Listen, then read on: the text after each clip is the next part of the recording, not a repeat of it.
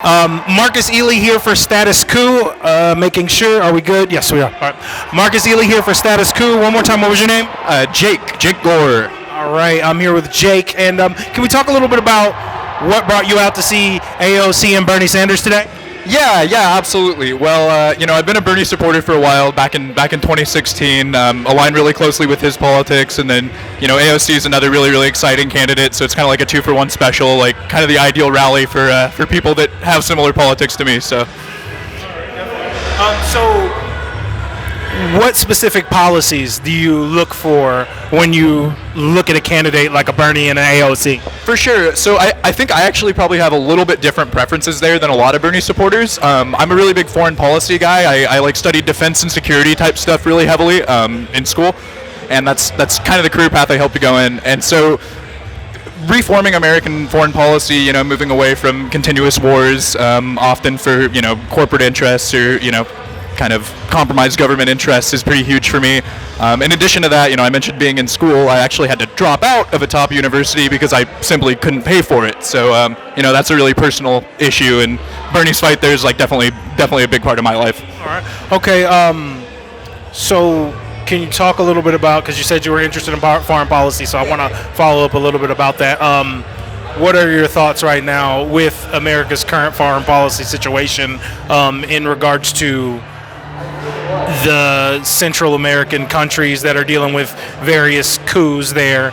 Of course, the attempted one in Venezuela, and then the one that actually happened in Bolivia. Yeah, and that's I think where Bernie distinguishes himself the most from the rest of the Democratic field. I mean, he's the only one that right away called the coup in Bolivia for what it was, a coup. And the support of leftist leaders like Evo Morales, who is in a lot of ways a very positive leader for Bolivia. That's very huge to me. Obviously with Venezuela, a little bit different. Maduro's maybe not someone we want to endorse wholeheartedly and kind of support in the same way, but still, even the baseline of rejecting a coup, rejecting foreign imperial influence in those countries is something that's a really big deal for me.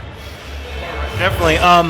So what's the what in specific, like what are the main things that you're looking to get out of today here out of Bernie and AOC? Well, personally, just getting connected with the campaign's big because I do want to volunteer, and a lot of Sanders supporters are really motivated, so it's great to just be around other Sanders supporters, meet people with the campaign.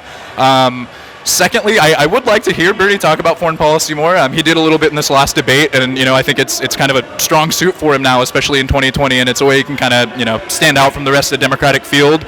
And thirdly, well, I guess within the realm of foreign policy, I would like to hear him talk a little bit about how his policy towards near-peer adversaries like Russia and China might come up. How that policy might differ.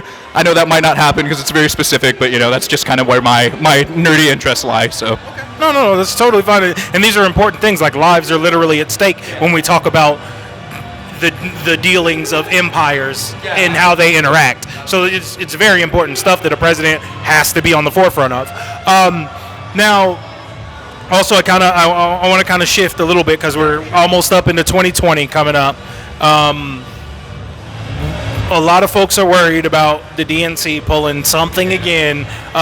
Sure, a lot of folks like me have been on the side of, hey, y'all just work hard and don't worry about it. If the DNC cheat, they cheat, and there's nothing you can do about it. But like, as a journalist, I'll watch, but that's not your problem as a Bernie supporter, right? Yeah. So, how do you feel when we talk about that stuff, like the DNC possibly pulling something? Yeah, I mean, it's certainly something that unfortunately I have kind of come to expect, at least to some degree. It's not going to surprise me. I would probably say when it happens rather than if it happens. I do expect it to some degree. I think the rules, there were some slight rule changes after 2016 that might make it, a little bit more in our favor, and I think that's part of why we have such a big Democratic field this year.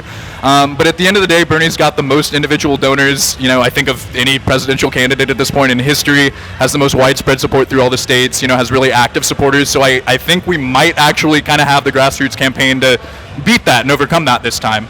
And what do you think about the folks that say Tulsi Gabbard needs to drop out? She's sandbagging Bernie, especially in New Hampshire. She could cost him the 5 points that make the difference in New Hampshire, because that's what she's polling at right now, is 5 points in New Hampshire. Yeah, I do think, polling does kind of naturally underestimate candidates like Bernie, so I think there is still a shot he could win New Hampshire even if Tulsi doesn't drop out.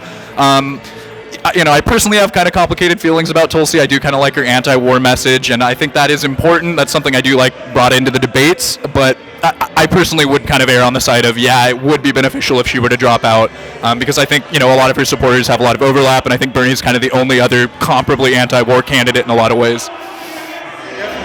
Thank you so much. I appreciate you, dude. Hope you enjoyed that last video. Hop on over to statuscoup.com where you can sign up for our email list and become a member for as low as $5 to $10 a month.